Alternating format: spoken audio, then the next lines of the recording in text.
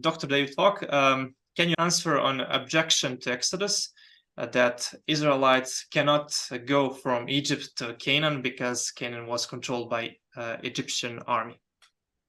Okay, I think that really is a misunderstanding of how Egyptian hegemony worked. Okay, Egypt wasn't an empire. It's not like the Babylonians or the Persians who had absolute control over Canaan. Egypt was a hegemony. It was an economic hegemony.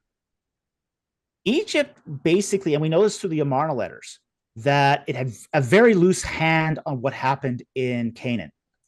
So what would happen is the Egyptians would come in, they would go on campaign, and then they would put in administrative centers. And the purpose of those administrative centers was to collect tribute. Egypt would then allow those city-states to fight. They would fight and squabble and feud, and Egypt didn't care as long as it got its tribute. Now, the way that Egypt would have done going on campaign is also an important factor here, because it would go up across the North Sinai, across the road of Horus, and then up into the land of the Philistines. It's on the coastal plain. The coastal plain was separated from the Judean foothills by a swamp. So in order for the Egyptians to campaign into Judea and Israel, it would have to go all the way up the coastal plain to the Israeli valley, cross over, and then down into the Judean foothills. So it actually was very out of the way for the Egyptians to engage the Israelites.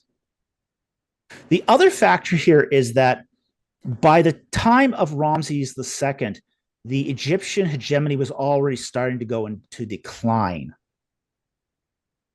We see by the 5th year of Ramses II that the Philistines had already established themselves in the coastal plain.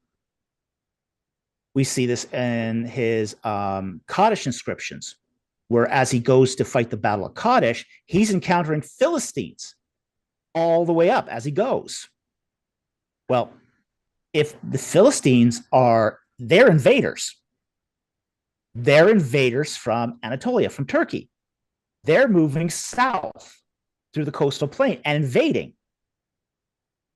Well, they're doing this a few years before the Israelites invade from the east. So if the Philistines are invading the coastal plain and not being stopped by the Egyptians, why can't the Israelites also invade from the east? Now, after the time of Ramses II, the Egyptian military starts going into severe decline. Merneptah, when Egypt is invaded by the Libyans, isn't strong enough to drive them out. In fact, it takes 3 months for the Libyans to drive out the Libyans. And the only campaign we have for Merneptah into Israel is he goes up the coastal plain, but he comes down the Shephelah Valley to attack Gezer, which was a Canaanite city, not an Israelite city. So he's attacking Gezer because Gezer is destroying those garrison towns that Egypt had planted. And then after he destroys Gezer, he goes back. He doesn't even bother engaging. He engages a small pocket of Israelites. And that's the only recording we have of the Israelites at that time, which is on the Merneptah stela. So we know the Israelites were there. So it's almost a moot point to say, well, they couldn't have invaded Canaan at that time because we have evidence of their presence. Okay, it just doesn't make enough sense to say, well, they couldn't be Israelites coming in because Egypt will keep them out when they're already there.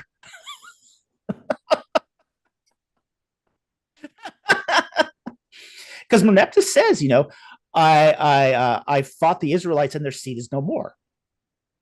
And this is where we get the famous Israel stela, which is Merneptah's Libyan victory stela. It's not, most of the stela doesn't talk about the Israelites. It's just a little one throw off line at the bottom in the poetic section.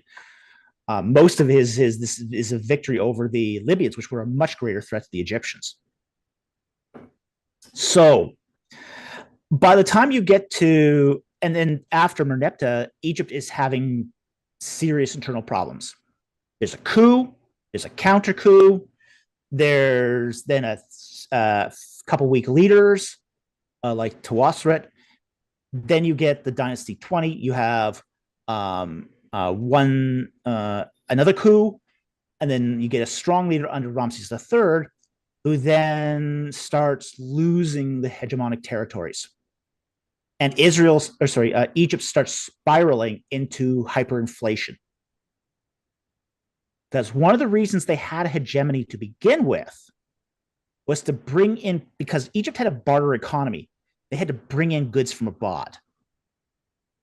How do you stem off inflation in a barter economy?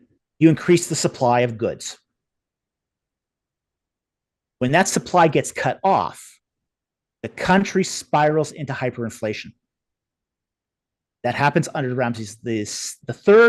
He gets assassinated, and under his successor Ramses IV, they lose all their hegemonic holdings, and they never really get it back. The next campaign we find is under Shoshank, in the Bible called Shishak. And that is really more of a campaign than it is a conquest. Nice.